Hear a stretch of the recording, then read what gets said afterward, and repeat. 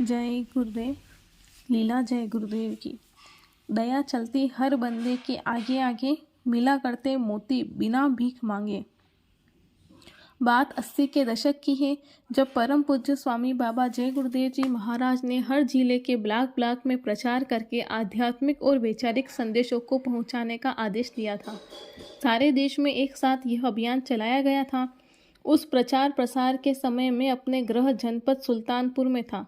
सुल्तानपुर जिले की संगत बहुत छोटी थी। इन्हें गिने प्रेमी संगत के काम को धीमी गति से आगे बढ़ा रहे थे। कम कार्यकर्ताओं के कारण प्रायः 2-3 लोगों को हर ब्लॉक में नियुक्त किया गया। हमारे जिम्मे कुड़वार ब्लॉक दिया गया। मेरे साथ 2 और लोगों को सहयोगी बनाया गया था। संयोग से घरेलू कार्यवश वह दोनों लोग समय पर नहीं आ पाए। मैं अकेला रह गया। डॉक्टर कुंवर ब्रजेश सिंह ने पूछा कि अब क्या करोगे। मैंने कहा कि हम तो अपने लक्ष्य पर अकेले निकल जाएंगे। उन्होंने प्रेरणादायक उत्साहवर्धन करते हुए गुरु महाराज की दया कृपा का भरोसा दिलाया। मैं अपनी साइकिल पर कैरियर पर बैटरी, आगे झोले में एम्पलीफायर, हैंडल पर हॉर्न बांधकर बैटरी के ऊपर अपना बिस्तर, अन्य सामान बांधकर चल पड़ा। पूर्व निश्चित बिल्कुल अपरिचित गांव में जब रात को 8 बजे के आसपास पहुंचा, रहने का स्थान तलाशने लगा तो लोग अनजाने समझकर कतराने लगे। मेरा धीरज टूटने लगा कि अब क्या करेंगे, कैसे दया होगी। कहते हैं कि निराशा की घड़ी में आशा की किरण दिखाई पड़ती है। एक प्राथमिक पाठशाला के शिक्षक ने हमारी विवशता को समझा और उन्हें दया आ गई। जिस कमरे में वह रहते थे उसी के बरामदे में ठहरने के लिए कह दिया।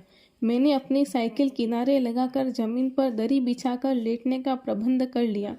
कुछ लाई चबेना साथ में था, उसको खाकर सोने की तैयारी में था तो मास्टर साहब ने पूछा कि खाना पीना।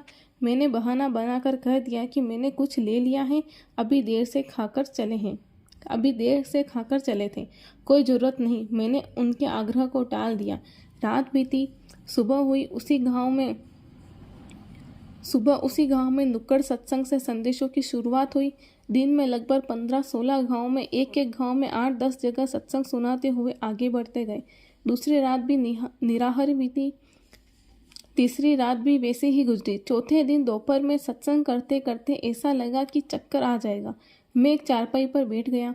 बोलने में असुविधा होने लगी। मैंने घर से पानी मांगा, गुड़ मांगकर पानी पिया, कुछ शक्ति मिली। किसी तरह 10-15 मिनट संदेश सुनाकर आगे बढ़ गए।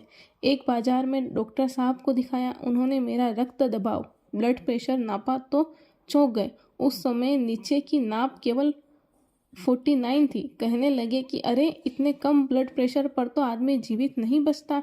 तुम्हारे ऊपर ईश्वरीय कृपा है। कुछ दवाइयाँ देकर मुझे आश्वस्त किया कि ज़्यादा बोलना खतरनाक है, संभल कर चलो। एक जगह बड़ी नहर को पार करने के लिए सीमेंट वाला बिजली का 2 खंभा बिछाया गया था। गांव वाले उसी से आवागमन करते थे। मैं अपनी साइकिल एक खंभे पर करके दूसरे पर चलकर पार कर रहा था। लगभग आधे से ज़्यादा नहर पार हो गई थी। बड़े सधे हुए अंदाज में सर्कस वाली लड़की की तरह धीरे धीरे बढ़ रहा था। तभी एकाएक संतुलन बिगड़ने पर साइकिल धड़ाम से नहर में गिर गई। मैं भी उसी के साथ खींचकर पानी में गिर गया। सब सामान, कपड़े भीग गए। गांव वाले जो नहर के किनारे खड़े थे, उन्होंने दौड़कर साइकिल निकालकर हमें बचाया। लोगों ने कहा कि गनीमत रही तुम बीच नहर में नहीं गिरे, नहीं तो नहर की धारा बहा ले जाती। किनारे गिरने से तुम बीच बच गए। अच्छा रहा कि हम लोग तुम्हारी मदद के लिए यहाँ मौजूद थे। मुझे उस दिन महसूस हुआ कि गुरु की दया अपने प्रेमियों के साथ आगे आगे चलती है। दया चलती हर बंदे के आगे आगे, मिला करता मोती बिना भीख मांगे। भक्ति भाव भादो नहीं, सबे चली गहराए, सरिता सोई सराहिए जो जेठ मास ठहराए। जय गुरुदेव।